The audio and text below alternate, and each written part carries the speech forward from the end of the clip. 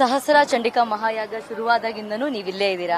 ಹೇಳ್ತಾ ಇದ್ರು ನಿಮ್ಮ ಒಂದು ದರ್ಶನದಿಂದ ನೀವಿಲ್ಲಿರೋದ್ರಿಂದ ಕಾರ್ಯಕ್ರಮ ತುಂಬಾ ಚೆನ್ನಾಗಿ ನಡೀತಾ ಇದೆ ಅಂತ ಆಗ್ಲಿಂದನೂ ಹೇಳ್ತಿದ್ರು. ಇದ್ರ ಬಗ್ಗೆ ಹೇಳೋದಾದ್ರೆ ಖಂಡಿತವಾಗೂ ಸಮಸ್ತ ನಾಡಿನ ಜನತೆಗೆ ಸ್ಪೀಡ್ ನ್ಯೂಸ್ ವಾಹಿನಿಯ ಮುಖಾಂತರ ತಮ್ಮೆಲ್ಲರಿಗೂ ಆದರದ ಸುಸ್ವಾಗತವನ್ನು ಬಯಸ್ತೇನೆ.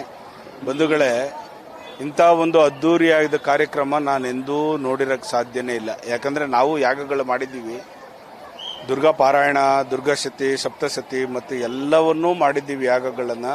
ಕುಬೇರ ಯಾಗದಲ್ಲೂ ಪಾಲ್ಗೊಳ್ಳಿದ್ದೇನೆ, ಅದಲ್ಲೂ ನೋಡಿದ್ದೀನಿ. ಆದರೆ ಈ ರೀತಿ ಸಹಸ್ರ ಚಂಡಿಕಾ ಮಹಾಯಾಗವನ್ನು ನಮ್ಮ ಸ್ನೇಹಿತರಾಗಿರ್ತಕ್ಕಂಥ ಡಾಕ್ಟರ್ ವೇಣುಗೋಪಾಲ್ ಮತ್ತು ಅವರ ಧರ್ಮಪತ್ನಿಯಾಗಿರ್ತಕ್ಕಂಥ ಸೌಭಾಗ್ಯವತಿಯವರು ನಮ್ಮ ಆನೇಕಲ್ ನಗರ ಟೌನ್ನಲ್ಲಿ ಮಾಡ್ತಾ ಇರ್ತಕ್ಕಂಥದ್ದು ನಮ್ಮ ಪೂರ್ವ ಜನ್ಮದ ಸುಕೃತ ಫಲ ಅಂತ ಹೇಳ್ಬೋದು. ಯಾಕೆಂದರೆ ನಮಗೆಲ್ಲರಿಗೂ ಈ ಒಂದು ಸಾಧು ಸಂತರುಗಳ ದೇವಾನು ದೇವತೆಗಳೇ ಯಾವ ರೂಪದಲ್ಲಿ ಇಳಿದಿದ್ದಾರೆ ಗೊತ್ತಿಲ್ಲ ನೋಡಿ. ಇಂಥ ಮಹಾನುಭಾವರು, ಕೇರಳದಿಂದ ಬಂದಿರತಕ್ಕಂಥ ಮಹಾನುಭಾವರು, ಆಂಧ್ರದಿಂದ ಕಾಕಿನಾಡಿನಿಂದ ಬಂದಿರತಕ್ಕಂಥವ್ರು, ನಾವು ಅವ್ರಿಗೆ ದರ್ಶನನೇ ಮಾಡೋಕ್ಕಾಗಲ್ಲ. ಅಂಥ ಒಂದು ಸಂದರ್ಭದಲ್ಲಿ ಇವತ್ತು ನಾವು ಕಣ್ಣಾರೆ ನಮ್ಮ ಎದುರುಗಡೆ ನೋಡ್ತಕ್ಕಂಥ ಭಾಗ್ಯ ಕರುಣಿಸಿರ್ತಕ್ಕಂಥದ್ದು. ಸಾವಿರಾರು ಸಹಸ್ರ ಸಂಖ್ಯೆಯಲ್ಲಿ ಬಂದು ಈ ಯಾಗದಲ್ಲಿ ಪಾಲ್ಗೊಳ್ತಾ ಇರ್ತಕ್ಕಂಥದ್ದು ನಮ್ಮ ಪೂರ್ವ ಜನ್ಮದ ಪುಣ್ಯ ಅಲ್ವಾ. ಹಾಗಾಗಿ ಅವರಿಗೆ ಈ ನಮ್ಮ ಒಂದು ಜನತೆಯ ಪರವಾಗಿ ನಮ್ಮ ಸಾಧು ಸಂತರುಗಳು ಎಲ್ಲರೂ ಕೂಡ ಯಜ್ಞ ಯಾಗಾದಿಗಳನ್ನು ಯಾಕೆ ಮಾಡ್ತೀವಿ ಅಂದರೆ ಅವಿಸ್ಸನ್ನು ಏನಕ್ಕೆ ಕೊಡ್ತೀವಿ? ದೇವತೆಗಳಿಗೆ ಶಕ್ತಿ ತುಂಬೋದಕ್ಕೋಸ್ಕರ ಋಷಿ ಮುನಿಗಳು ಯಜ್ಞ ಯಾಗಾದಿಗಳನ್ನು ಮಾಡ್ತಾ ಇದ್ರು. ಯಾಕೆಂದ್ರೆ ಪೃಥ್ವಿ ಚೆನ್ನಾಗಿರ್ಲಿ, ರಾಜ್ಯ ಚೆನ್ನಾಗಿರ್ಲಿ, ರಾಜರುಗಳು ಚೆನ್ನಾಗಿರ್ಲಿ ಅಂತೇಳಿ ಪ್ರತಿಯೊಬ್ಬ ರಾಜರಿಗೆ ಒಂದು ಗುರುಗಳು ಇದ್ದೇ ಇರ್ತಾರೆ. ಆಶ್ರಮದಲ್ಲಿ, ಅರಮನೆಯಲ್ಲಿ, ಎಲ್ಲದರಲ್ಲೂ ಯಜ್ಞ ಯಾಗಾದಿಗಳನ್ನು ಯಾಕೆ ಮಾಡಿಸ್ತಾ ಇತ್ತು ಅಂತಂದ್ರೆ ಅಲ್ಲಿರ್ತಕ್ಕಂಥ ಶಕ್ತಿ ದ್ವಿಗುಣ ಆಗಲಿ ಅಂತೇಳಿ. ನೋಡಿ, ನಮಗೆ ಎಷ್ಟು ಪುಣ್ಯದಲ್ಲಿ ಇದ್ದೀವಿ ನಾವು. ಇಂಥ ಒಂದು ಸದುಪಯೋಗವನ್ನ ನಮ್ಮ ತಾಲೂಕಿನಾದ್ಯಂತ ಆಗಲಿ, ಇಡೀ ನಮ್ಮ ದೇಶದಾದ್ಯಂತ, ರಾಜ್ಯದಾದ್ಯಂತ, ಹೊರ ರಾಜ್ಯದಿಂದನೂ ಕೂಡ ಇಲ್ಲಿಗೆ ಬರ್ತಾ ಇದ್ದಾರೆ. ಯಾಕಂದ್ರೆ ದರ್ಶನ ಮಾಡಲಿಕ್ಕೆ ಯಾರ್ಯಾರು ಬಂದಿದ್ದಾರೆ, ಯಾಗದಲ್ಲಿ ಯಾರ್ಯಾರು ಪಾಲ್ಗೊಂಡಿದ್ದಾರೆ, 108 ಯಾಗ ಕುಂಡಗಳನ್ನು ರಚನೆ ಮಾಡಿದ್ದಾರೆ.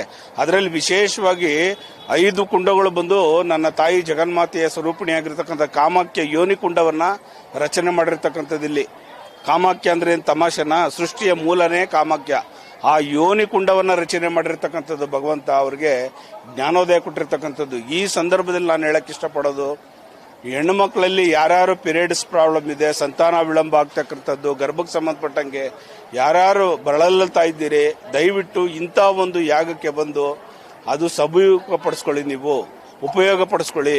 ಯಾಕಂದ್ರೆ ಸಮಿತಿಗಳು ಆಗ್ತಾ ಇದಾರಲ್ಲ, ಅರಳಿ, ಎಕ್ಕ, ಆಲ, ಔಡುಂಬರ, ಒಟ್ಟು ವೃಕ್ಷ, ಎಕ್ಕ, ಇದನ್ನೆಲ್ಲ ಬನ್ನಿ, ಶಮಿ ಎಲ್ಲ ಆಗ್ತಾ ಇದ್ದಾರೆ ಆ ಸಮಿತಿಗೆ.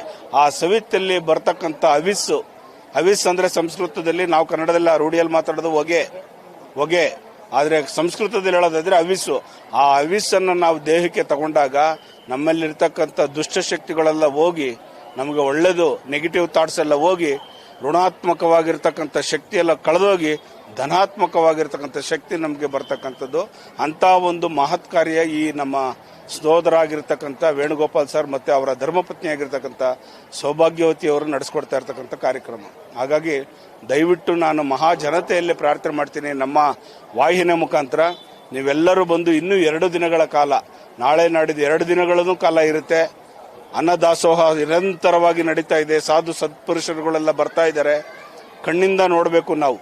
ಅದನ್ನ ನೀವು ಉಪಯೋಗಿಸ್ಕೊಳ್ಳಿ. ನಾವು ಸಂತೋಷ ಪಟ್ಟಿದ್ದೀವಿ, ನೀವು ಬನ್ನಿ. ಖಂಡಿತವಾಗಿ ನಿಮಗೆಲ್ಲ ಭಗವಂತನ ಒಳ್ಳೇದು ಮಾಡಿ. ಇಡೀ ಲೋಕನೇ ಸುಭಿಕ್ಷಿತವಾಗಿರಲಿ. ಲೋಕೋ ಸಮಸ್ತ ಸುಖಿನೋ ಭವಂತು, ಸನ್ಮಂಗಳಾನಿ ಭವಂತು, ಸರ್ವೇ ಜನ ಸುಖಿನೋ ಭವಂತು, ಸನ್ಮಂಗಳಾನಿ ಭವಂತು. ಒಳ್ಳೇದಾಗಲಿ.